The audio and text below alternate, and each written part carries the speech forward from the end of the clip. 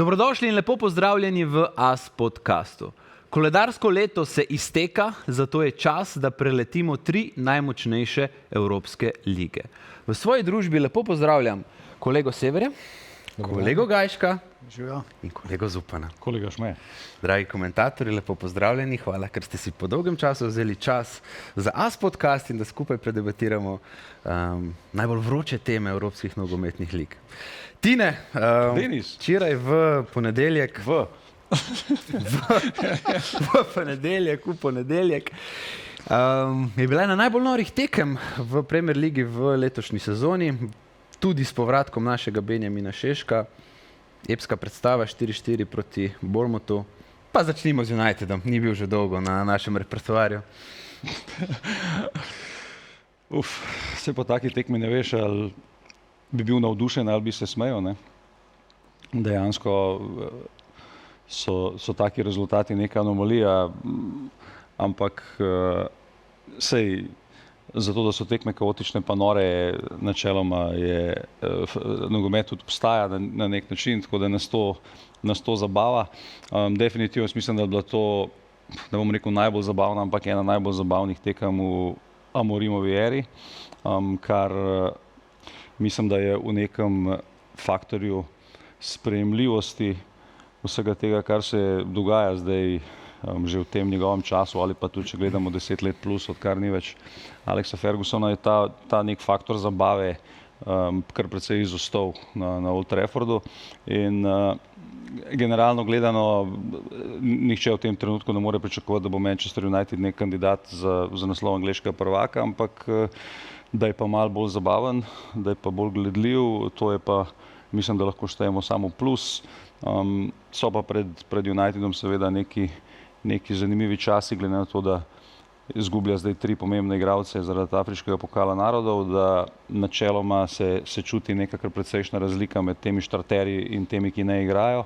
Tako da recimo temu, da je mogoče to, kar smo včeraj videli, neka usmeritev tega, kar bi se lahko dogajalo v naslednjih tednih, ko bo ta ekipa tudi mogoče iskala neko identiteto v tej trenutni sestavi, v kateri bo zdaj v naslednjih tednih obstajala.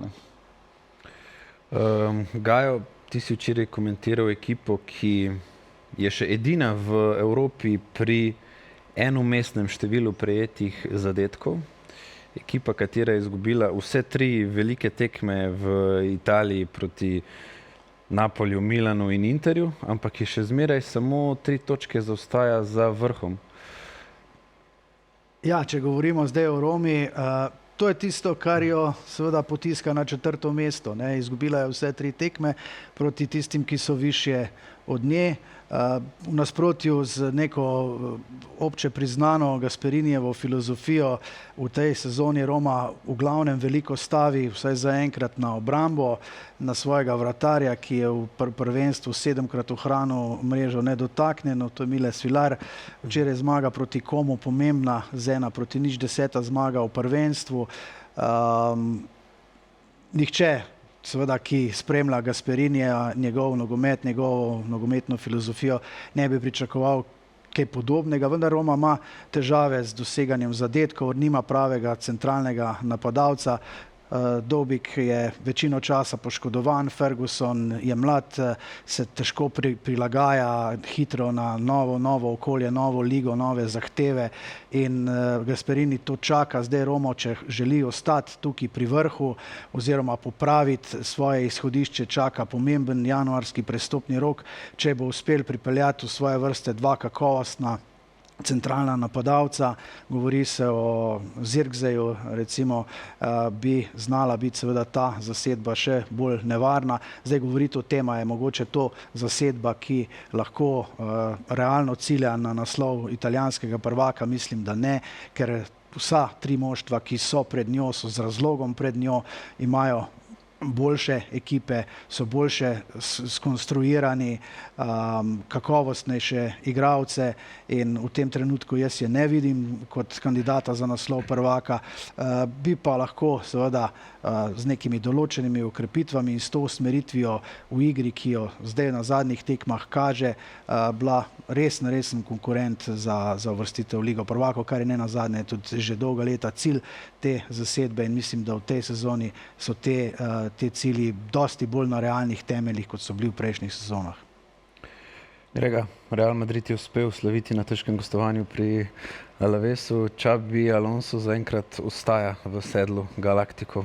Ja, to je pač ta glavni poudarek po zmagi na klasiku, ko je kazalo, da boste šla trajektorija ene in druge ekipe v različne smeri, ampak se je zgodil ta, ne bom rekel prosti pad, ampak Španci so to pojmenovali igro Madrida no juega nada, se pravi, da ni to nič od nič. So se pa pokazale te kar precejšnje razpoke med filozofijo Xabija Alonsa in ekipo teh zvezdnikov. Zdaj Kylian Mbappé pač kaže, da je seveda izvenserijski in on vleče naprej ta voz, ne, ampak se pa zadaj pozna ta veliki manko Madrida, ni prave kreacije in zdi se tudi, da ne upošteva najbolj navodil oziroma vizije Xabija Alonsa ostali soigralci Mbappéja in bomo videli, kaj bo prinesla bližnja prihodnost. Ne. On res visi na nitki, zdaj poraz proti Cityju ga še ni odnesel, zato ker je vse skupaj nekako bolj zgledal, ne? Ampak zdaj pride ta pokal, potem še zadnja tekma v tem koledarskem letu in če se hitro ne bo to popravilo, potem se zna zgoditi, da se bo ta projekt ustavil. Proti Manchester City je bila ena zelo zanimiva situacija. Rodrigo doseže zadetek, prej na 30 tekmah za Real ne in steče v objem Xabija Alonsa. Se pravi, igralec, ki je imel zelo, kako bi rekel, majavo prihodno, ki ga je Xabi Alonso na nek način že odpisal, bil potrebežljiv, pa vemo, kakšno vlogo je Rodrigo imel v lanski sezoni, doseže zadetek v tem turbulentnem obdobju in ko bi človek pričakoval, da bo bolj potegnil na stran prijatelja Viniciusa in ostalih, nekaj v teh razprtijah, ki si že govoril, ne, on je stekel v objem Xabija Alonsa. Ja, tle v zadju je cel kup interesov, ne. Konec koncev Rodrigo želi na mundial, ki prihaja konec leta. Predvsem se pa kaže ta razlika med igralci, ki podpirajo javno trenerja, recimo Tchouaméni je dosti glasen, in tistimi, ki tega ne počnejo na glas s takšnim pa drugačnim razlogom. Ne spomnimo se tiste reakcije Viniciusa na klasiku ob menjavi, ki je sprožila ogromno zgražanje in potem je prišlo opravičilo pravzaprav vsem, samo ne trenerju strani Viniciusa. Ne. In to je pač ta položaj, bom rekel, v Madridu, kjer so zvezdniki vedno bili v privilegiranem položaju strani uprave oziroma predsednika kot pa trenerji, ne, ker logika Florentina Pereza je, da recimo Vinicius je samo eden, Mbappé je samo eden, trenerjev je pa pač veliko in niso nikoli imeli take zaslombe, kot so imeli morda trenerji pri Barceloni, kjer je, če lahko tako primerjavo naredimo, ne, Xabi Alonso se je tudi izostril v Nemčiji, kjer je pač odrastel Hansi Flick. Flick je prišel v Barcelono in je uspel tudi s tem nemškim redom, ki ne tolerira recimo zamujanja in pomeni tudi, da kdaj kakšen starter ne začne te tekme, če zamudi, ne. Koundé in Iñaki Peña je konec koncev šlo celo iz kluba zaradi podobnih težav, no, pa še česa drugega. Na drugi strani pa te zvezdniki madridskega Reala, ki si ne pustijo na nek način govoriti, kako ne igrajo. Ne. Vicente Del Bosque pred leti, pač ta legendarni trener, je dejal, da je glavni trik trenerja madridskega Reala, da igralcem vzpostavi misel, kakor da so se oni spomnili, kako mora igrati, ne da je to njegova taktika. In takrat je pač Real Madrid najboljši. In pa Xabi Alonso zaenkrat to še ni uspel. Tine proti Cityju ni bil najboljši, City je slavil na Bernabeu. V četi Pepa Guardiole pa so igrali od staroselcev samo Haaland, Bernardo Silva, Ruben Dias in Phil Foden. Veliko so se pogovarjali o tej kadrovski transformaciji Pepa Guardiole, ki mu zaenkrat odlično uspeva biti na -2 proti napram Arsenalu, enemu najboljših ekip v zadnjem obdobju, je fascinantno. Jaz bi rekel, da je ta City zdaj končno konfiguriran v to, da je to postala Haalandova ekipa, ne? In teh par igralcev, ki si naštel, v bistvu z izjemo Bernarda Silve, ki je v bistvu zdaj že nekem relativni jeseni kariere in te svoje dobe pri Cityju, je vse to zdaj ostalo zgrajeno kot nek prehod iz prejšnjega v novo, ne. Cityju je to uspelo relativno hitro po tisti krizi v lanski sezoni iz 2 razlogov. En je seveda, da imajo neskončno denarja, ne, in pač z denarjem vedno lahko rešuješ svoje probleme lažje, kot če ga nimaš v nogometu, in po drugi strani zato, ker je pač Guardiola, ne, in je znal najdeti neko spet novo foro, na kakšen način oni igrajo, na kakšen način funkcionirajo bočni branilci, na kakšen način je nekako ustalil tudi ekipo brez Rodrija, kar se je zdaj eno leto nazaj nemogoče, zdaj se praktično o Rodriju več noben ne pogovarja, kako je te nove krilne igralce, na kakšen način se oni obnašajo, tudi neka eksplozija Dokuja in tako naprej. Tako da jaz bi rekel, da je City recimo ravno to eno stopnjo zdaj že naredil, ki čaka še Liverpool, ki je tudi neko podobno transformacijo delal in imel tudi ta podoben problem in ga še vedno ima nekaterih staroselcev v ekipi, ki spadajo mogoče v neko drugo ero in se težko prepletajo s tem influksom takšnega števila novih igralcev, ne. In to, kar je City odigral v Madridu, je neka tekma kontrole, ki je zelo impresivna. Rekel bi, da je bila tekma mogoče bolj izenačena, kot so nekateri angleški mediji tretirali, da je bil City res bistveno boljši, jaz s tem ne bi strinjal. Je pa to nek ekstremen zrelostni izpit za to ekipo Manchester Cityja, in kar je mogoče nepredstavljivo, če gledamo obdobje zadnjih 10 let v Angliji, je to, da City zdaj v bistvu v tem prvenstvu igra kot nekdo oproščen vsega pritiska, ne, ker je načeloma ves ta pritisk nase posesal Arsenal zaradi kolapsa Liverpoola, zaradi tega, kakšno sezono je imel lani City, in to je spet seveda nekaj, ki tej ekipi lahko v tej trenutni fazi njene rasti zelo odgovarja in je na ta način lahko seveda tudi ekstremno nevarna za kogarkoli, proti kateremu tekmuje. In v bistvu so se že v prvih nekih tednih sezone, ki je Liverpool začel padati in se je neka zgodba začela vrteti v angleških medijih, da je to v bistvu naslov, ki ga lahko Arsenal sam še izgubi, je bila neka edina protivtež, edini, ki lahko ustal naslov prvaka Arsenala, je Haaland, ne. In zdaj, če je ta nek spremljevalni sistem in orkester Haalandu toliko pomoč, da on lahko te svoje stvari, ki jih pač dela najboljš na svetu, dela tako, kot je treba, pol je seveda to problem za vsakega protikandidata. Če damo na tehtnico na eni strani Arsenal, na drugi strani Manchester City, razlika je trenutno -2 na lestvici. Arsenal na eni strani dodelana ekipa skozi sezone, se pravi končno kompletirana na praktično vseh položajih, ampak z neko izkušnjo biti večno drugi v zadnjem obdobju. Na drugi strani City z neko identiteto ekipe serijskega zmagovalca, ampak s temi igralci, z novimi igralci, ki nimajo več toliko izkušenj z dvigniti lovorikov, z osvajanjem lovorik, kakorkoli. In tukaj so se zdaj že začele male razpoke. Arsenal proti enem skromnem Wolverhamptonu so se začele pojavljati težave, so se mučili, bolj kot bi si pričakovali. In na drugi strani en City, ki se ukvarja s tem, da ima to kolektivno, klubsko mentaliteto osvajanja lovorik, ampak te igralci, razen prej naštetih, še nimajo te izkušnje z biti najboljši na najtežjih tekmah. Kako ti vidiš to spomladansko dirko, boj, bitko za prvaka v Angliji?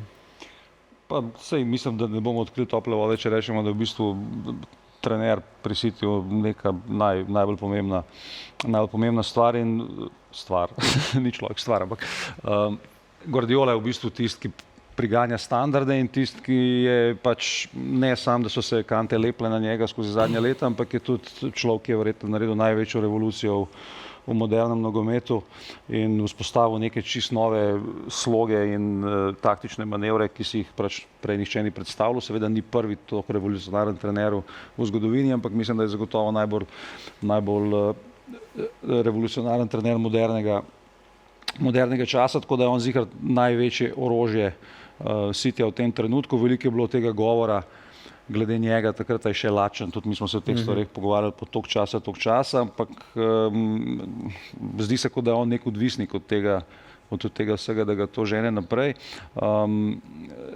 In jaz bi rekel, da je pač Arsenal vseeno bi mu dal rahlo prednost. Mislim, da City tudi še vedno ni to ekipa, ki lahko 100% zaupamo, da ne bo padla v neka nihanja. Seveda v lanski sezoni je problem tudi zelo za kader, ki je bil načeloma skozi zaščitni znak Guardiole, ampak moderen nogomet te prisil, da pač na tak način več ne moreš funkcionirati.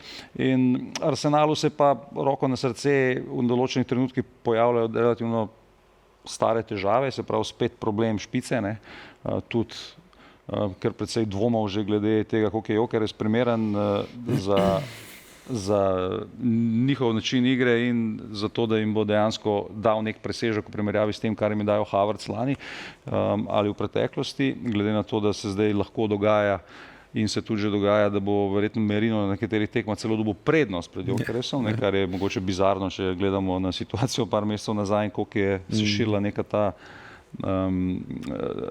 psihoza glede tega, da Arsenal potrebuje špico.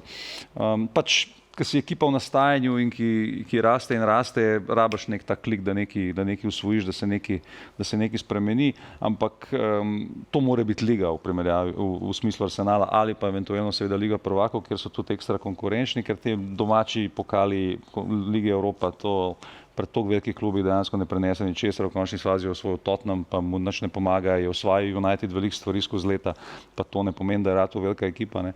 Tako da Arsenal mislim, da v osnovi, ne bom rekel, da je velika ekipa, ampak je na milimeter od tega, da velika ekipa je.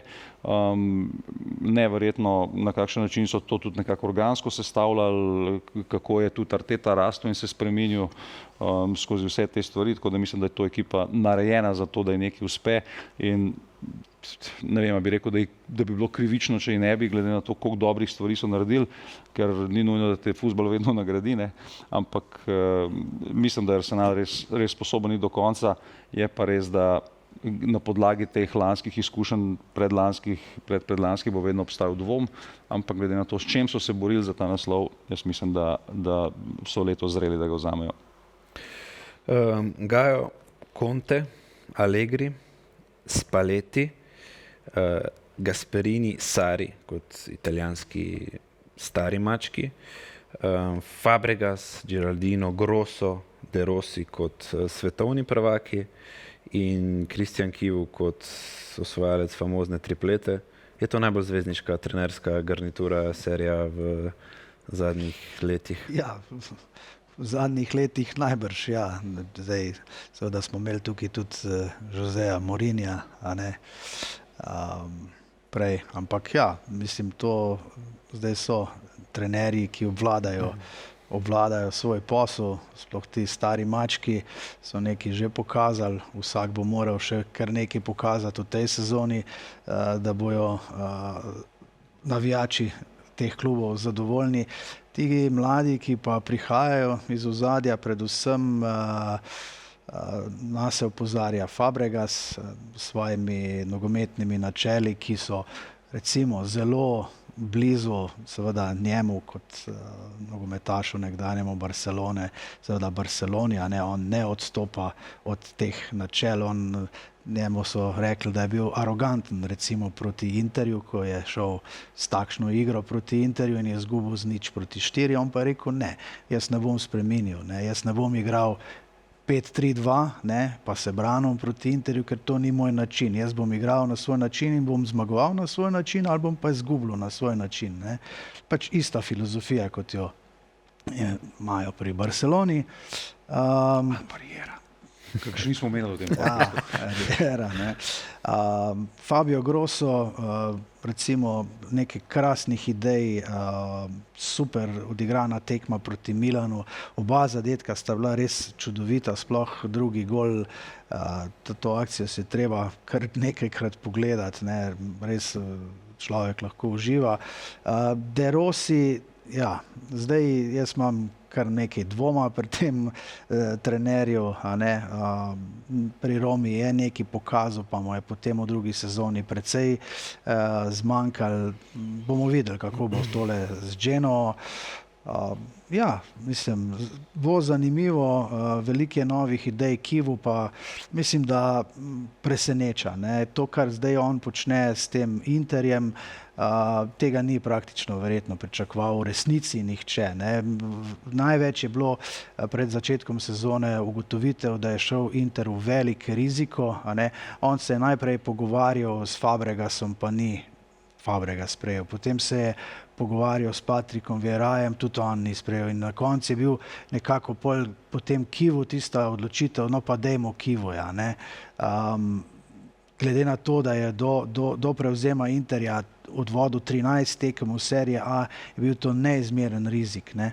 Ampak zaenkrat se stvari dobro ujamejo, Inter dosega dobre rezultate, razen seveda proti velikim moštvom, na velikih tekmah. Tukaj mu še vedno nekaj zmanjka, ampak teh velikih tekem je manj kot manjših, ne, tiste pa dobiva, zato pa zaenkrat tudi na prvem mestu, ne. Ampak ko bo še pa zmagal kakšen derbi, in mislim, da zato ima vse potrebne predispozicije, pa mislim, da bo s tem trenerjem napravil še korak naprej in povečal svojo prednost pred zasledovalci. No. A ni nenavadno, ne, da Inter, glede na to, kako strukturira svojo ekipo, ne, skozi leta, se pravi, da stav predvsem na preverjen kader, ne, da pol v bistvu trenerja novinca postavne. V bistvu se zdi kontra neki logiki tega, na kakšen način oni obravnavajo nogomet. Vemo, kako se pogovarjamo, najstarejša ekipa v Ligi prvakov, ne. In pri trenerju pa tak nenavaden odstop, ne. Kar me fascinira pri tem, kar sta govorila, z izjemo Fabregasa, ne, pa Kivu je lahko na nek način to so vse domači italijanski trenerji, ne. In to mene fascinira v Italiji, da so oni taki pripadniki svoje domače ideje, domače stroke, ne, da so v bistvu kar na nekem, bom rekel, ego tripu lastnega fuzbala, kar je meni ful všeč, ne. Meni je to top, da imajo neko svojo pot in da se redko odločajo v bistvu, da vzemajo nekoga iz drugje, mislim, vse pa ne, ampak tudi v bistvu veliko teh neitalijanskih trenerjev tam so v bistvu neki bivši igralci, ki so igrali v Italiji, ne. Ja, ta njihov trenerski patriotizem, ne, je zelo prisoten, tudi v reprezentanci, ne bojo odstopili od tega, ne. Mislim, da Gennaro Gattuso, glede na to, kar je v svoji trenerski karieri pokazal v tako kočljivi položaju, kot je bila italijanska reprezentanca in še vedno je tudi izjemno velik rizik. Morda bi lahko poiskali tudi kakšnega selektorja, kje druge, pa so se odločili za njega, ne. Skratka, težko odstopijo od tega, ne. Njim zelo veliko pomeni to, da trener pozna ligo, da pozna nasprotnike, a ne. Oni štejejo to, da pride nek tujec, a ne, popoln tujec, ne, kot je recimo Cuesta, ne. To je riziko par excellence recimo za Parmo, ne. Ona z neko nepreverjeno ekipo, sestavljeno iz vseh vetrov, in zdaj 30-letnega trenerja, ki je sicer bil 5 let pomočnik Artete, ampak meni se zdi to izjemen riziko, in če bo Parma ostala v ligi, mislim, je treba dati temu Špancu kapo dol, ne. Ampak to redko kdo počne, a ne, v Italiji, ker oni smatrajo, da je to velika prednost, oziroma da mora biti predpogoj, da ti poznaš ligo, poznaš ustroj, poznaš vsa ta gostovanja, ekipe, da veš, kako stvari funkcionirajo, in da če tega ni, potem ti zelo težko krmariš, a ne. Tudi ta strast njihova je specifična. Po mojem moraš imeti to tam, če si selektor, ne. In tudi v Španiji v končni fazi Strast. Strast in ta razumevanje tega klubskega DNK-ja. Xabi Alonso je iz tega vidika na nek način tudi bil pripeljan, ampak tako kot si že malo omenil, Španec se je zelo po nemško postavil v slačilnici, Bask se je zelo po nemško postavil v slačilnici. Zato je bil pripeljan, ne? Zato, ker ravno to ne bi manjkalo Ancelotiju, ki je sicer zelo dobro miril te strasti, ampak v zadnji sezoni pač je bil Madrid nadigran, sploh tiste 4 porazi na klase, ki jih so pustili neke brezgotine, ne? In ne bi prišel Xabi zato, da stvari postavi na svoje mesto. In zdaj mislim, da pridemo do ključne težave, ki jo ima ne samo Real Madrid, ampak tudi Barcelona in sploh vse, kar ni angleško, je pač to, kar si že omenil, so soldi. Ne? In zelo jasno je bilo znano, ko je šel Madrid na klubsko svetovno prvenstvo, pa Xabi pravzaprav ni hotel še voditi Madrida v Ameriki, ampak ga je in je lepo rekel, da je to samo kot ena pretemporada, da to še ni to.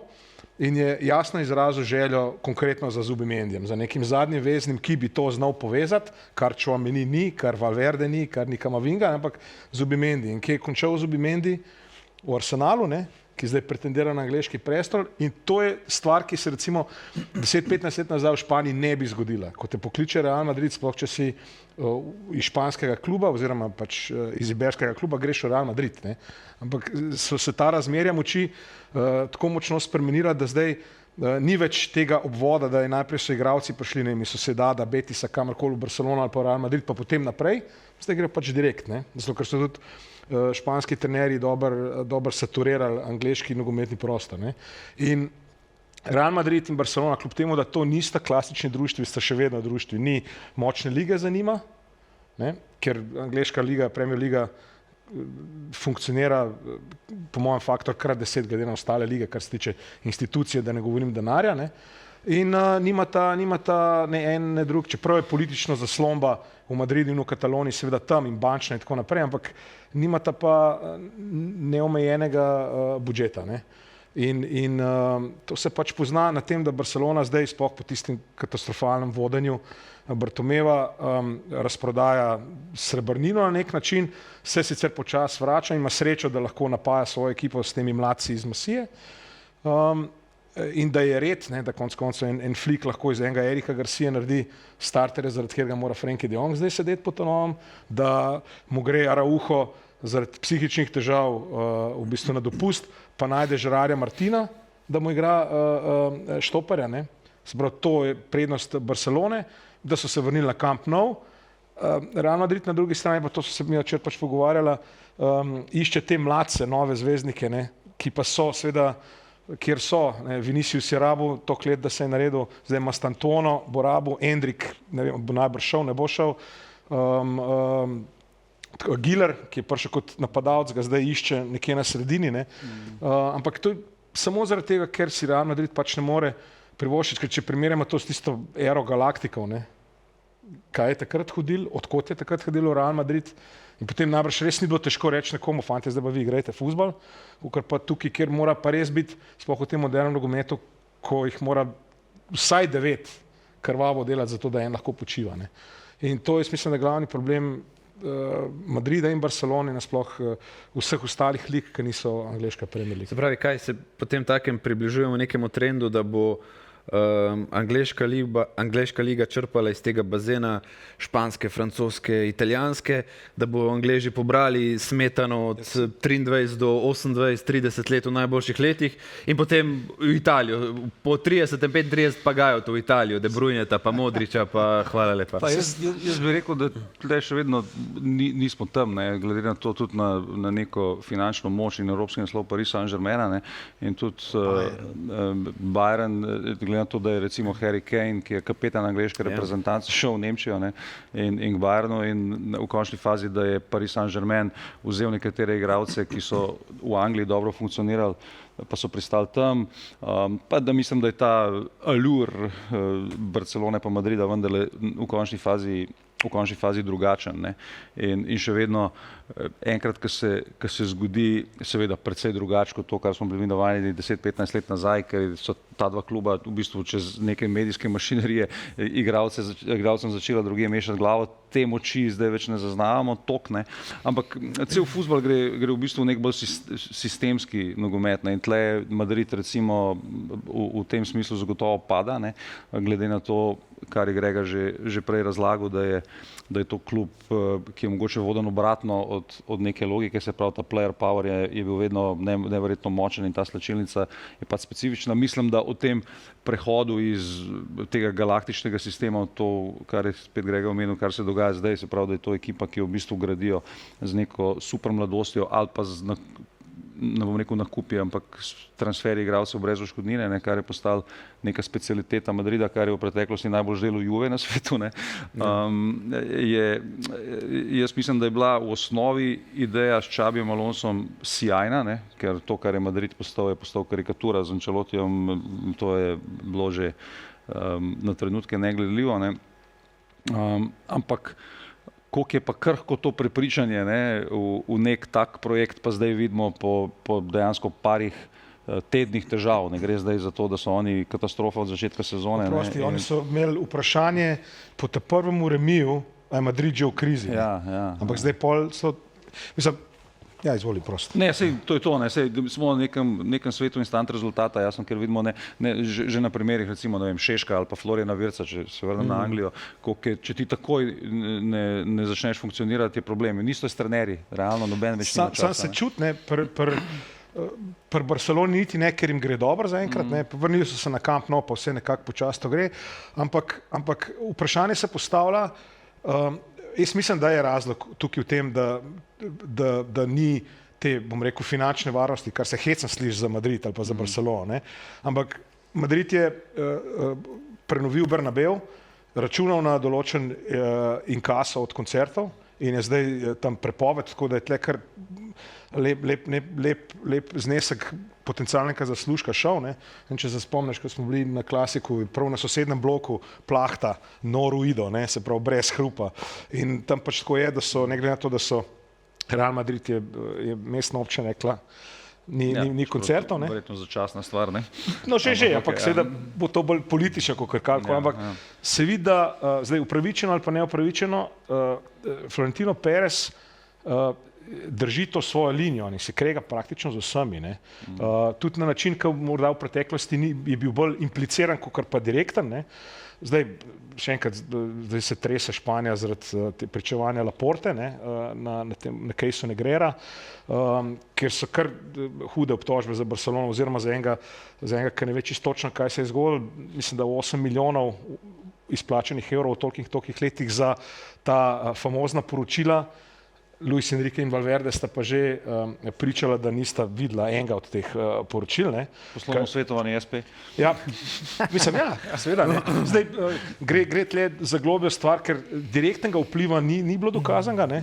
Ampak gre za ta konstitucionalni pritisk, sam na drugi strani seveda pa že danes v barcelonskih športnih medijih, da pa obstaja tam nek delegat, ki bi na tekmi sedel, ki je poročen z neko članico sodniške komisije na španski zvezi in zdaj kaj se pa zdaj vi oglašate, skratka, tukaj je konstantno ta morbo, ne? Ampak se zdi, da Perez, zato kot ena ranjena zver potisnjena v kot nenavajena, kot en lev, ki je včasih, ko je prišel Madrid, so vsi stali mirno, ne? Zdaj tudi na teh zadnjih poročilih na Združenju evropskih klubov imajo vsi tako, a se lahko vi nehate že počasi pritoževati, da sem, ne? Ker je skregan dejansko, edin še s FIFO, nekako je še tako, z UEFA je skregan, z Ligo je skregan, s Špansko zvezo, tudi najboljše in lahko, da se tudi ena teorija, da se ta mentaliteta malce na igralce prenaša, ne? Da nismo mi glih čisto sami odgovorni zase, ne? Lejte, kakšno smo videli na zlati žogi lani, ne? Recimo, kaj je bilo, ja. No, zdaj pride ta teden, mislim, da je the best v Angliji oziroma v Saudski Arabiji, oziroma v Katarju seveda, ki je pa druge. Ampak ja, in je pa Perez specifika, ne? 78 let, ne? Ta imperij ne bo trajal več desetletja, ne? In tudi ta prehod na neko semi-privatno varianto, v kateri se zdaj ogromno piše, kar bo Madrid počel, je tudi mogoče nek prehod proti temu, da bo neka amerikanizacija, ki je pač v bistvu okužila angleški nogomet, začela v bistvu tacati tudi v španski fuzbal. Ne? In a se ti zdi to nevaren primer za španski fuzbol, ki ima pač ta svoj specifičen ustroj, ali vstop v moderne čase? Jaz mislim, da kolikor smo mi lahko romantiki, ne? Ja. Pa smo, ne? Bi si človek želel, jaz uživam tudi v španskih tekmah, ki nista Barcelona pa Madrid, zato ker se piše ta zgodba, vsak zaselk, ne? Španci zelo radi uporabljajo, da povejo za osebo, odkot prihaja, ne? Zato ker ga to definira in tako naprej. To je Andaluzija, je to Galicija, je to Navara in tako naprej. Ne? Recimo konkretni primer, danes zvečer igra Barcelona pokal v Guadalajari, nižji ligaš. Ne, tam so rekli, članska oziroma sezonska vstopnica zagotavlja karto za tekmo z Barcelono in vrsta 3 kilometrska, kot včasih za tekme košarke Olimpije. In bo to, ne, in bo to stvar, ki bojo ljudje nosili sabo ali pa snoč na sicer zelo slabi tekmi Rayo Betis, ampak Raistas naredijo ta svoj ambient. Ne. In težava je tukaj, po mojem okusu, da se mešata ta ameriški pristop, se pravi, šport je biznis, prinaša dobiček, ne? In pa recimo temu latinski ali pa kakršenkoli drugačen nogometni pristop, kjer se nogomet vendarle igra za gledalca. Tukaj pa zdaj tekmuje, ne? Ja, pa se tekmuje, ne? Zdaj tukaj gledalec, sploh tisti na štadionu, zgublja. To je ta trend, da zgublja. Mislim, en od naših kolegov me je zadnjič vprašal, ti kako bi lahko človek prišel na klasiko s svojim otrokom, zdaj barcelonski, ne? Mislim, karte so izven vsega, ne? Ker je tak naval. In svetovno prvenstvo. Ja. In svetovno prvenstvo, tako naprej. Mislim, res je, da so tukaj zdaj sponzorji, da so tukaj pravice televizijske, ampak ki so kljub temu vsemu tudi napihnjene. Ne? Klubsko svetovno prvenstvo je rešila ta nek savdski sklad, ki je prispeval prek DAZN pravice, zato da je FIFA lahko razdelila milijardo, zato da so klubi lahko sploh prišli na to tekmo. Ne? Gajo, kje pa je v tem aspektu italijanski nogomet? Se pravi, v zadnjem obdobju samo Inter tisti, ki lahko na dveh frontah doma in v Evropi konkurenčen hkrati. Letos vidimo Napoli, lani prvak, letos 23. v Ligi prvakov v sorazmerno lahki skupini. Ampak v Italiji je problem še reprezentančni fuzbol. Cela liga. Anglija, ja, ena grupa, ja, razpored. Hvala, kolega Zufan. Ena Anglija, ena Španija, to sploh ni dileme o tem, ali bodo se udejstvovali na velikih tekmovanjih. Italija v zadnjem času tudi na tem reprezentančnem nivoju caplja malce zadaj. Ja, kar se tiče italijanskih klubov pa tekmovanja na več frontah, tukaj samo Inter v zadnjem času, kot si pravilno, mislim, kot je jasno videti, ne, njim veliko pomeni seveda biti italijanski prvak, a ne, neke resne ambicije, da bi bili evropski prvak, ne kaže nihče razen Interja. Njim je seveda pomembno se uvrstiti med prve 4, pospraviti ogromen denarja za uvrstitev v Ligo prvakov, potem pa tam nekaj poskusiti narediti. Če gre skozi in se vrstimo v naslednje kolo, je v redu, če pa ne, je pa tudi dobro, a ne, bomo pa v zadnjega pol leta se ukvarjali spet samo z domačim prvenstvom. To je nekak modus operandi velike večine klubov. Meni ta pristop ne gre, ravno z mojimi športnimi načeli se ne ujema. Jaz mislim, da je treba vsako tekmo vzeti resno, tekmovati. Recimo, ne vem, zadnji dve tekmi Napolija sta bili zame tako, ali pa zadnji dve. Recimo pokalna tekma proti Cagliariju, Conte tam povsem neprizadet, na koncu so se sicer uvrstili v nadaljne tekmovanje po 10 serijah 11 metrov, pa če se ne bi popolnoma nič razburjal, a ne. Naslednja tekma je bila Liga prvakov, kjer se prav tako je bil zelo miren, stoično prenesel poraz mislim, da z Benfico, ne, in potem popolnoma drugačna njegova reakcija na tekmi v v Vidmu z Udinezejem, njegova čisto drugačna drža telesa, govorica telesa. Skratka, težko tekmujejo na več tekmujejo.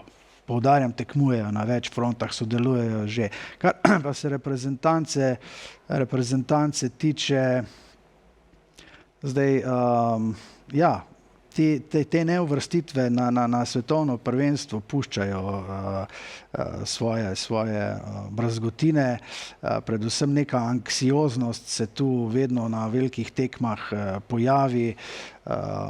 In mene v resnici skrbi, kako bo s temi dodatnimi kvalifikacijami, tudi nekega termina, da bi se reprezentanca dobila in potrenirala in nekaj napravila skupaj zaenkrat, niti v sodelovanju s klubi, niti v sodelovanju z ligo niso našli.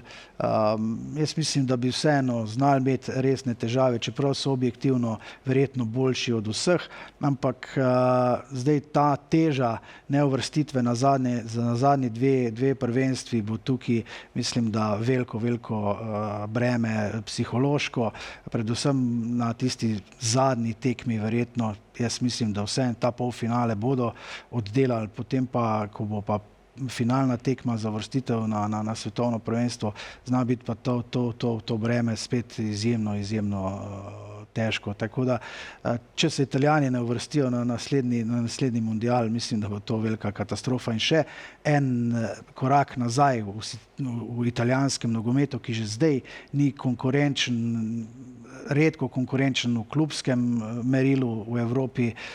Vidimo, kakva je njihova liga, kako se nogomet igra v Italiji. V letošnjem letu se je povečalo število prekrškov, zmanjšal se je igralni čas. Golov je bilo doseženih, mislim, da v 12. ali 11. kolu 50 manj kot v prejšnji sezoni, se pravi 5 golov manj na kolo.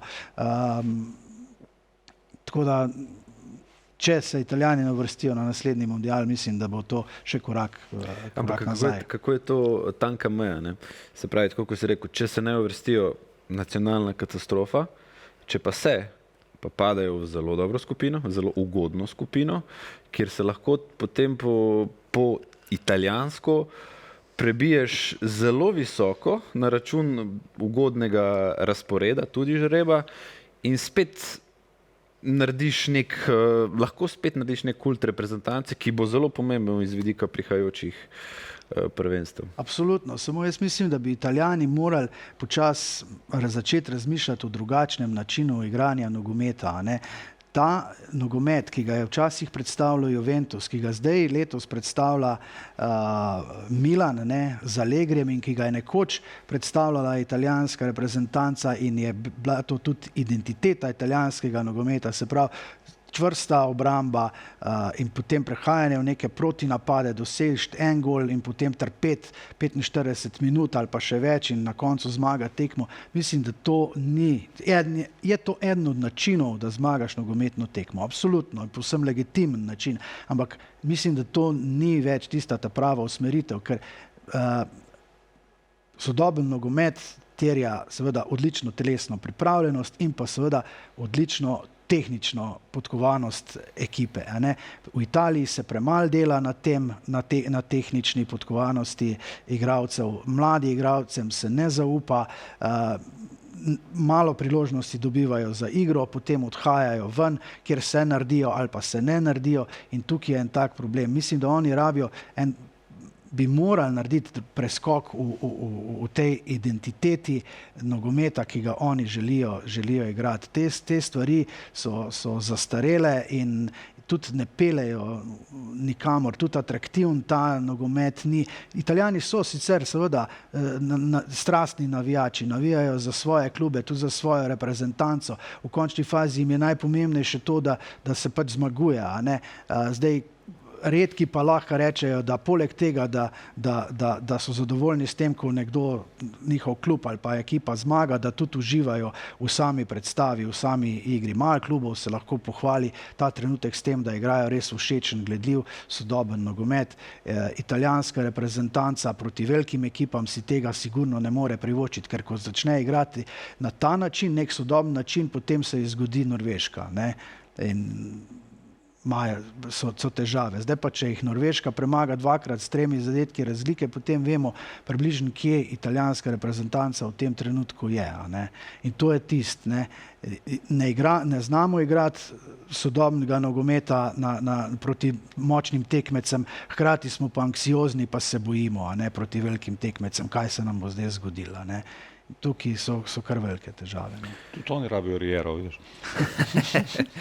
Mogoče rabijo pa kakšnega trenerja, ne vem, ki ima malo bolj sodoben pogled na nogomet. Ali je to, ne vem, je to Gasperini, ali je to De Zerbi, ali je to Fabregas, ali je to, ne vem. Ne?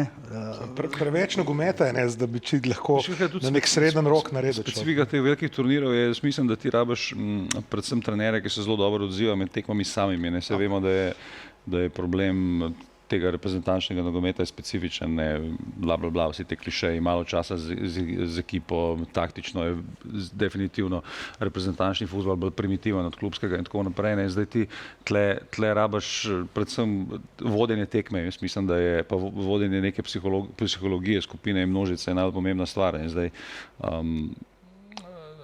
kdo se bo čez te turnire prebil z izjemo recimo teh Špancov, Angležev, do neke mere Argentine, ajde Brazilija, ne. Kdo je sploh lahko tem reprezentancam dejansko na nek turnirski rok konkurenčen, ne. In eno vprašanje zate, ne, glede na to, da je tvoja priljubljena tematika, kdo na podlagi tega, o čemer se pogovarjamo, bo vzel zlato žogo danes? Lepa, Tine.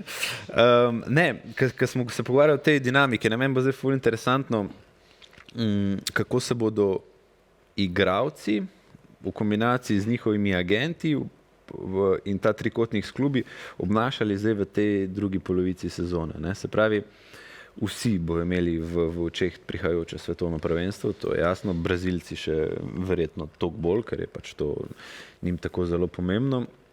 In sama ta nogometna dinamika. Zadnjič, ko sem komentiral Milan, sva z Danjem debatirala v primeru Majka Manjana. Ne. Se pravi, pol leta je pred iztekom pogodbe. Izhodišče ima trenutno, glede na to, kako brani, zelo dobro, ali da gre drugam, ali da podpiše nekje pred pogodbo z nekim drugim klubom, veliko krat 2 napram, kar ima zdaj. Ampak tvega to, da je umaknjen strani Milana in da sedi in da zgubi mesto v reprezentanci, ti si pa trenutno prvi golman francoske reprezentance in zdaj moraš biti tukaj pameten. Ne? Kaj boš zdaj? Milan ti bo ponudil pogodbo, podaljšanje pogodbe. A boš ti podpisal, pa se boš zavezal za Milan še za naslednjih 3, 4, 5 let. Ali boš šel v nek riziko, pa boš ti riskiral biti prvi golman reprezentance, kjer je ena glavnih favoritin za to, da osvoji naslov svetovnega prvaka. In vsak klub bo imel, vsak trener v klubu bo imel te težave. Že v Real Madridu, Rodrigo in Vinicius, če ne bosta igrala, bosta problematična. V Angliji vemo, kakšna konkurenca je.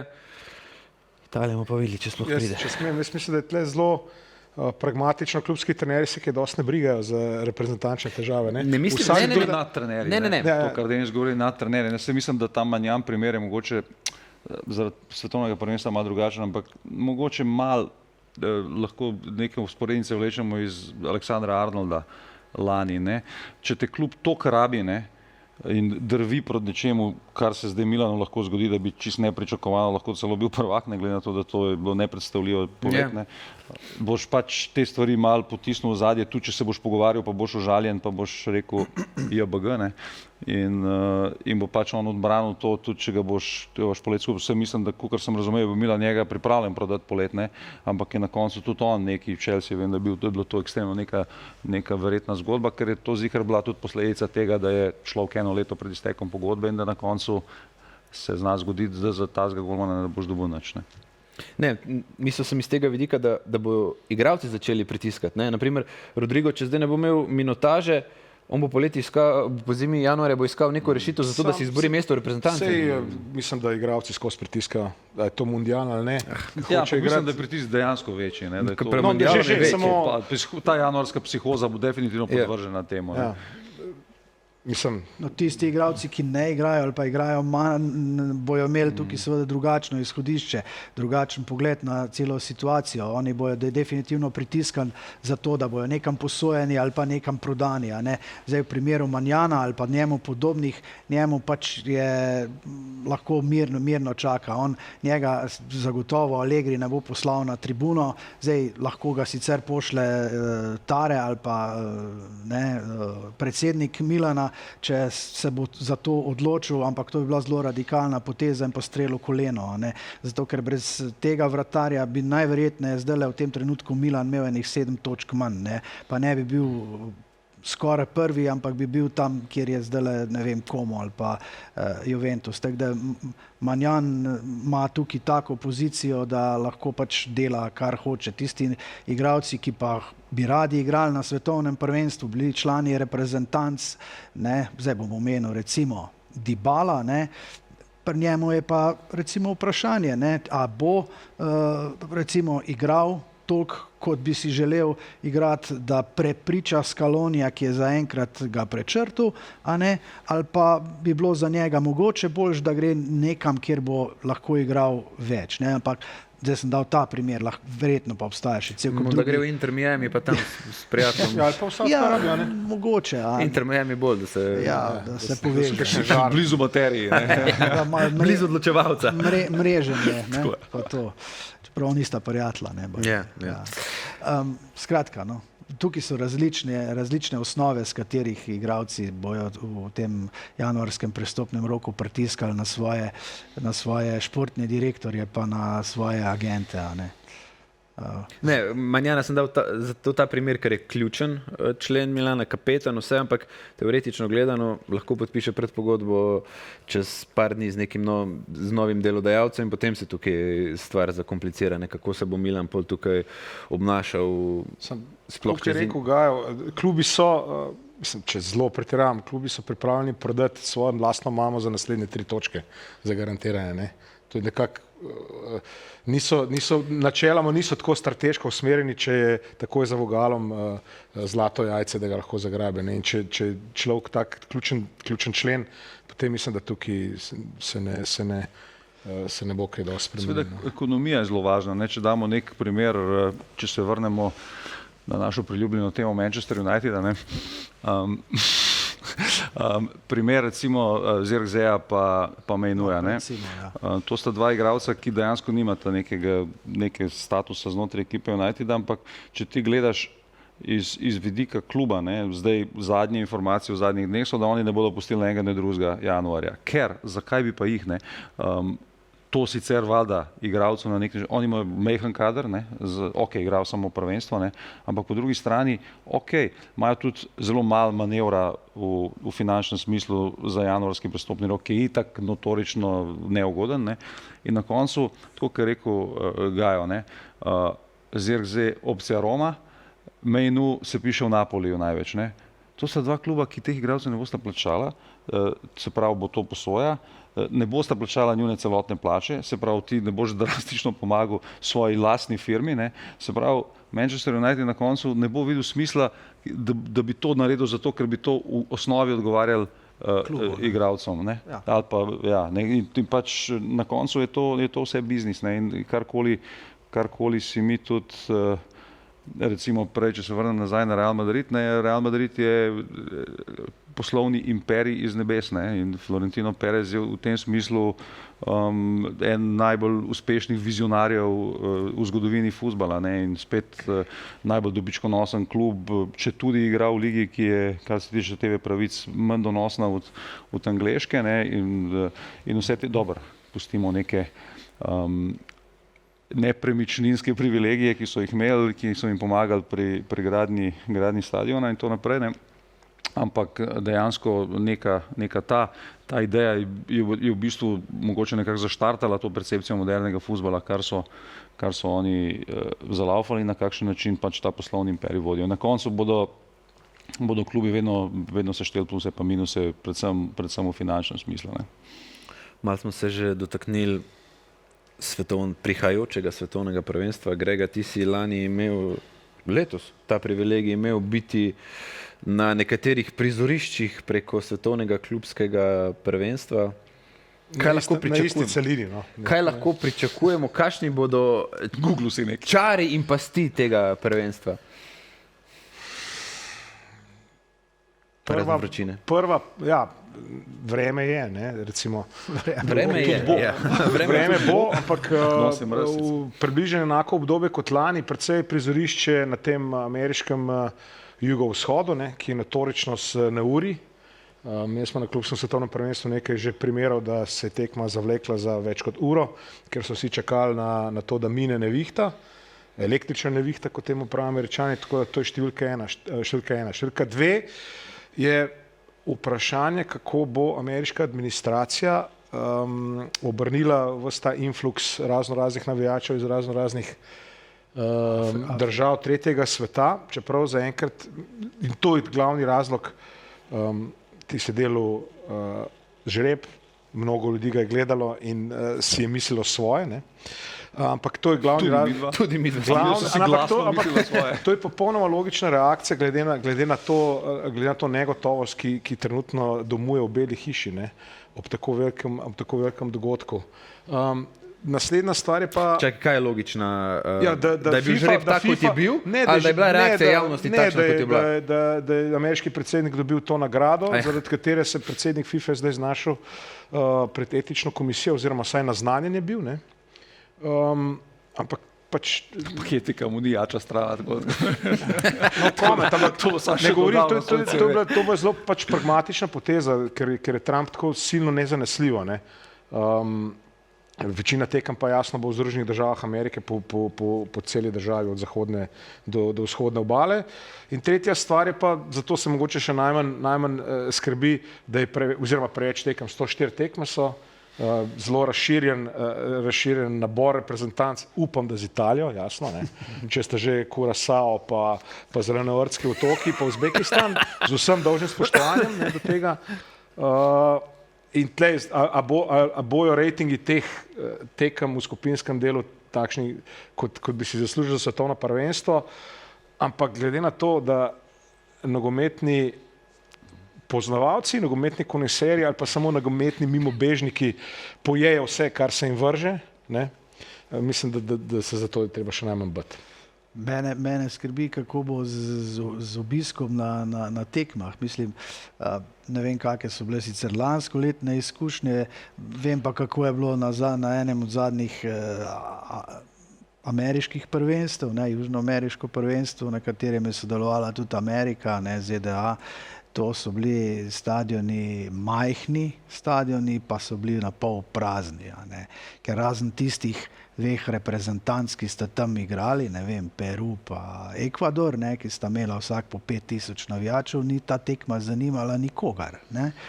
Pa je šlo vendarle za južnoameriško prvenstvo, ki je sosedna celina, tam, ne, 2 uri vožnje z avionom, ne, ali pa 3, ne? Kaj bo zdaj, kdo bo hodil gledati Uzbekistan, Zelenovrtske otoke in ne vem kaj, na stadion, ki ima 100 000 sedežev, ne? Ali pa 50 000.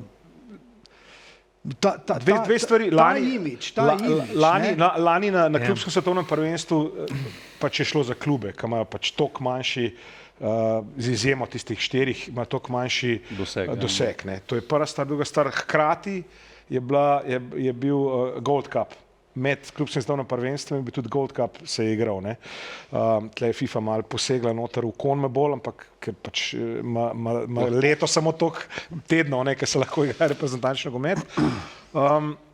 Zdaj pa vendarle, veš, mislim, da kljub temu, da so te manjše države, nekatere pa prvič ali pa po dolgih letih na mundialu, ne vem, Škoti recimo, ne, jaz mislim, da bo ta magnet toliko močen, da tle se mislim, da ni treba toliko bati. Mislim, bolj problem so seveda cene, ne, ker to je groteskno ratalne in če včasih to veljal za nek festival fuzbala, na katerega so šli normalni ljudje, ne, kako bo človek plačal 2 jurja na karto, pa je to pač osnovna cena, ne, s tem, da bo mogel še pripotovati v Ameriko in v Ameriki živeti, ne, s tem, da se seveda cene absolutno v takih dogodkih... Pa še z avioni se vozati levo desno. Ampak, če smem podatek, ki je bil, ko so začeli s prodajo, 5 milijonov zahtevkov. A veš, mislim, jaz mislim, da nogomet kot šport, pa kot biznis, pa kot entertainment, pa kot ta nor reality show je pustil za sabo v oblaku prahu vse ostale podobne zadeve. Da ne pomislimo na to, koliko ljudi zihar kliče za karte, tako kot Slovenija. Veš, a imaš eno karto, tudi 10 evrov.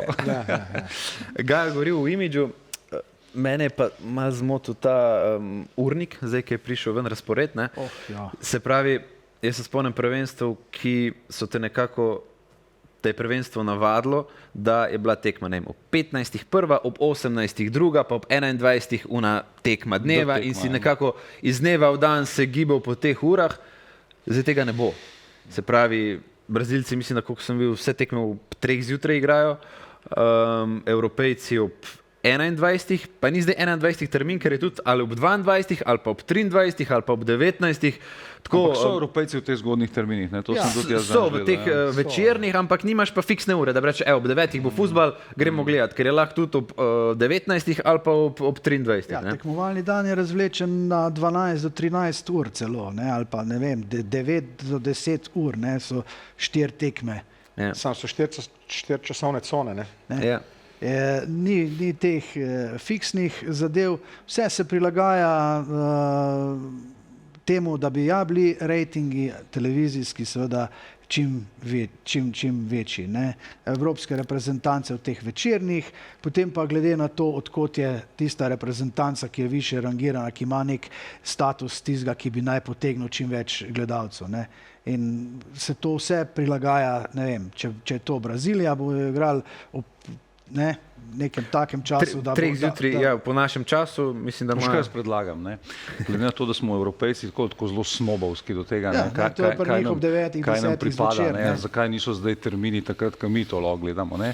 Jaz bi predlagal, naredimo reprezentančno Superligo, v katero povabimo Argentino, Brazilijo v Evropo seveda, ne? Igramo Evropejci, Argentino, Brazilijo povabimo, pa Saudovo Arabijo, pa Katar, ne? Saudsko Arabijo, zdaj. In naredimo to tako, ko se po modernih stvareh streže in tle igramo in te ostale pa zignoriramo in ne oni igrajo svojo Superligo 2 nekje v Ameriki, kjer nam ure ne odgovarjajo. Ne? Dejansko, če si v Evropi, to sem predvsem jaz začutil, ko sem bil na klubskem svetovnem prvenstvu, ne? Evropejci imamo pač ta, Bog pomagi, snobovski odnos, ne? Da nam vse to pripada. Vsi ostali, Azijci, Afričani, Južnoameričani, vsi so navdušeni nad to širitvijo, vsi hočejo biti zraven, vsi se hočejo, recimo, če se spomnimo klubskega svetovnega prvenstva, kako so južnoameriške ekipe pa brazilske ekipe, kjer je zdaj veliko več denarja napram Argentincem, šle na polno, ker je to njim res to pač pomenilo. In ok, če je že denar svetla vladar, ampak ne ostane to še malo, no? Da ne bomo zdaj mi mislili v tem slonokoščenem gradu evropskem, da ne, plebejci, ne. Mislonokoščenci. A ima Flamengo možnost, da premaga PSG?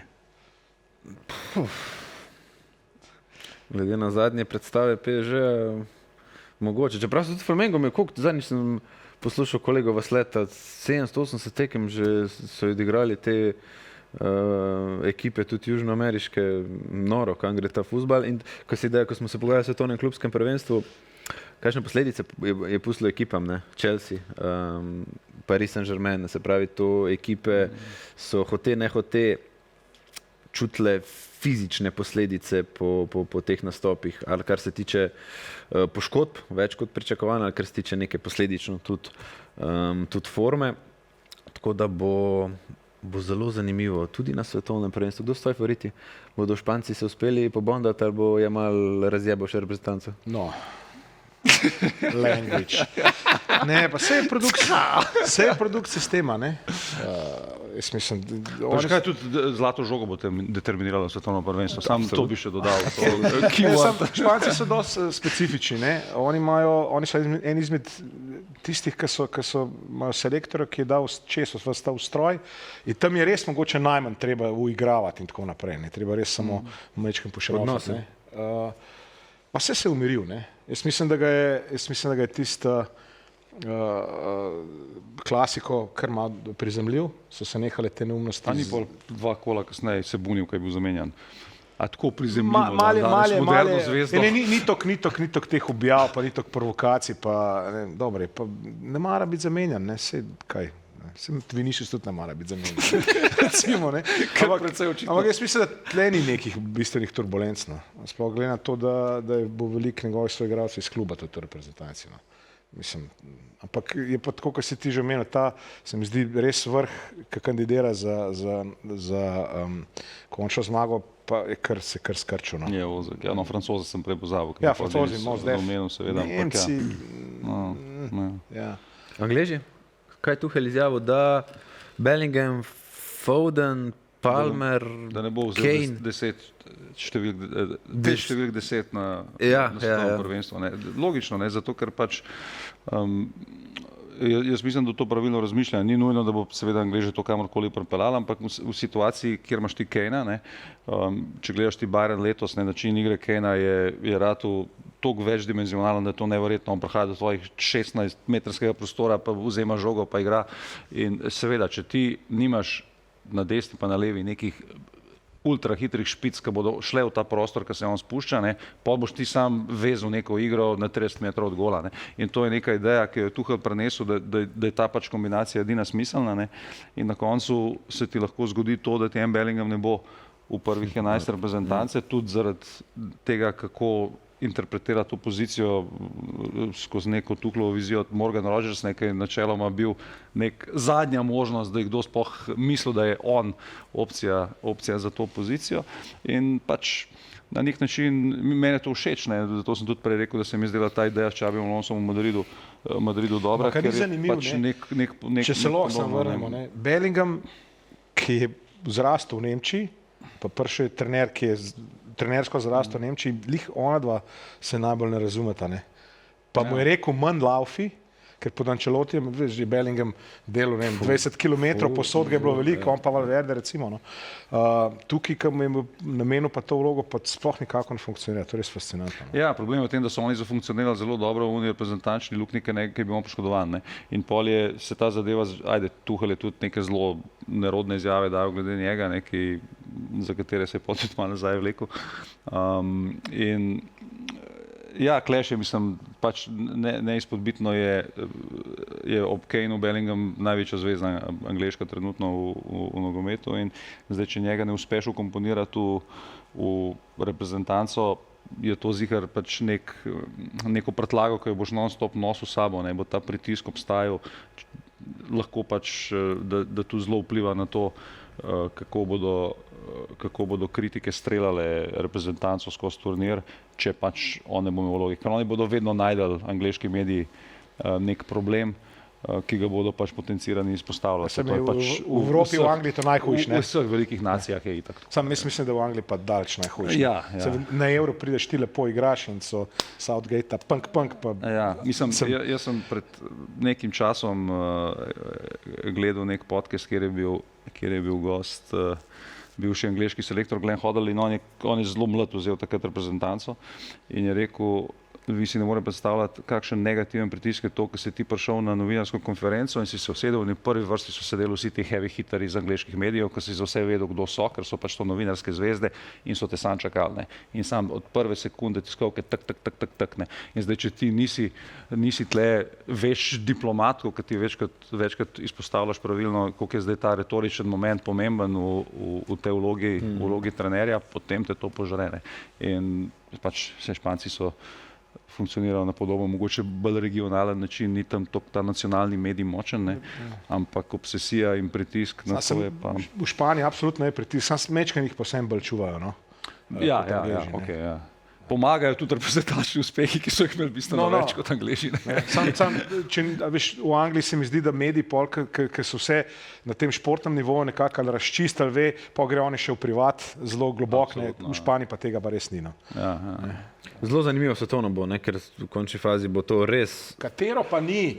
Last dance Kristijana in Mesija, vsaj upam, da ne bodo to povlekli do 46. Me pa zanima, Brazilci z Nono Carlotom znajo biti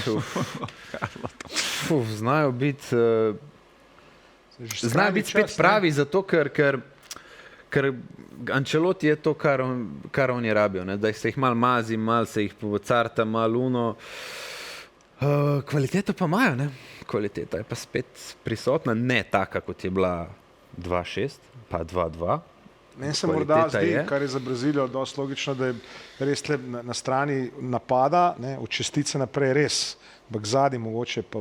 Kaj pa je? Se ne strinjam. Gabriel, jaz sem tudi to mislil, ampak pogledaš Gabriel, Militao, pa Marquinhos, tri centralni branilci. Ja, pa Bremer. Wow, Bremer, ja, ti si pokrit. No, ampak kdo bo pa desetka, ne? Kdo bo pa tisti, kar so Brazilci vedno imeli, pa zdaj nimajo. Ja, referendum bo imel, če bojo Neymarja vzeli sabo. Mislim, jaz upam, da nikoli več. No. Se opravičujem tistim, ko ste ljubitelji ali pa so. Nikoli več. Ne. To imeti tako fragilnega nogometaša, ga pelati na svetovno prvenstvo, upe polagati na njega, da se ti zlomi po 17 minutah prve tekme, kaj pa potem. Ne?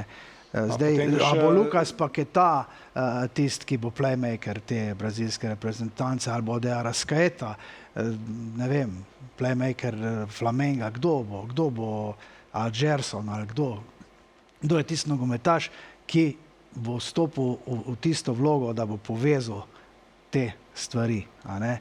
To je to, kar česar Brazilija ni imela v teh kvalifikacijah, je zelo trpela, vezna linija je bila vedno krona brazilske reprezentance. Spomnite se vseh Sokratešov, pa ne vem, Rivaldo, pa ne vem česar, pa Zico, itd. A ne? Kaj pa zdaj? Verjetno bo spet Casemiro v glavni vlogi, ki v Manchesteru več kot 6 minut ne more igrati. Bruno Guimaraes, Paquetá si povedal. Problem je tudi konica napada. Kakšne napadalce je imela Brazilija skozi čas? Zdaj sta pa zgleda Richarlison, pa Cunha. Vini krilo. Vse se da tudi brez... Jaz mislim, Vini Rafinha, da je to lahko zelo magično. Ne? Ja, seveda. Na nek način. Jaz tudi mislim, da Brazilci nekako skozi implodirajo na teh stvarih. Znam sem enkrat prebral, da ne igra več v belih dresih od une tekme z Nemčijo. Ne igrajo v belih dresih od Uruguaja. No, okay. Glavno, oni imajo toliko neke obsesije, da wow, ne, in da njih skozi požreje njihova lastna pričakovanja. Je pa precej nenavadno, da v bistvu v neki tej plejadi planetarnih fuzbalskih zvezd ni več take dominacije brazilskih igralcev, kot smo bili mi mogoče navajeni v odraščanju. Trend se smo že večkrat rekli, zdaj se fuzbal igra 11-11, ne? In ti en sam pač ne more več odnesti. Koliko je Pelet, koliko je Maradona. Še Messi ni mogel sam vsega narediti, v Katarju na zadnje. Ker do smo ratali, ampak... No, ampak... Ne, seveda.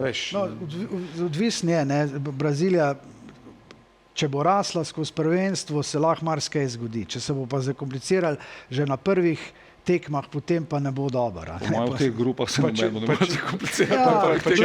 Če bo Ronaldo pelil na šnicel z zlatimi lističi. Pa poglejmo, kakšne rezultate je Brazilija dosegala v kvalifikacijah. Vse ni bila prepričljiva. Koga je pa ona prepričljivo premagala? Prepričljivo je izgubila enih par tekem, ampak da je pa koga razbila? Ne. Kome se je uvrstila, če jih ne bi uvrstili 7 iz Južne Amerike, ne vem, če bi se Brazilija uvrstila na to prvenstvo, ne? Ker bi bila pod veliko večjim pritiskom, ne? Če bi bil tekmovalni sistem še naprej tako, ker je bil, ko se jih je vršalo po 4-5 in kaj bi bilo pol, ne? Začeli bi se vsi skupaj tresti. Tako je bilo pa v redu, če so zmagali vsako tretjo tekmo, pa eno remizirali, pa tako malo. No. Mislim, njihov izkupiček poprečja točk na tekmo je bil mizern, katastrofalen, nikoli še tak, po moje, ne vem, daj na zadnje. No, ampak, ne, tako da...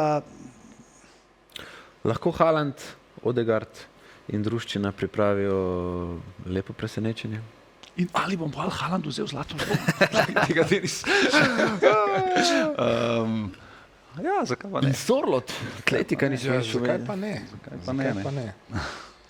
Gledam to, da Italijo počinila perejo. Kaj zdaj smatramo kot presenečenje, ne? To četrtfinale, polfinale. Lahko te reprezentance. Vedno imaš nekega dark horsa, ne? In vedno se ponavadi neka taka reprezentanca tudi malo se ti poklopi žreb, ajde, to so zdaj neki delegirali, da te vsi načeloma kao se srečujejo šele v polfinalu, finalu, ne? Če zmagajo svoje skupine, ampak vedno se eno šunja, ne? Čez te boje nekako pride delač in če imaš ti nek tak stroj, ki lahko na vsaki tekmi da gol 2, kot ga ima, to je pač nerealno orožje. Se v končni fazi sta v zadnjem finalu igrale dve reprezentance, ki jih to dela razliko, mislim Mbappéja, da imaš nekega tako dominantnega igralca, ki pol nekako potegne cel ta voz naprej. Ne. In vedno je ta reprezentančni fuzbol zelo specifičen. Ne. In kako se tudi neka skupina poklopi, skupina ljudi, mislim. Ne. In Norvežani so v nekem neverjetnem naletu. Ne. Mogoče na nek način, kot smo bili navajeni, tako skozi leta Hrvatov, ne, ki so nam tako blizu in jih spremljamo, ne, da so v nekem kolektivnem flešu. Enega polfinalista že imamo, torej Hrvati, tri še ostanejo. Pa smo. Hvala lepa za izčrpno poročilo o evropskem in svetovnem nogometu. Z največjimi tekmami derbi se vračamo ponovno za vikend. Z vami bomo tudi v prvi vrsti. Ja, predvsem v.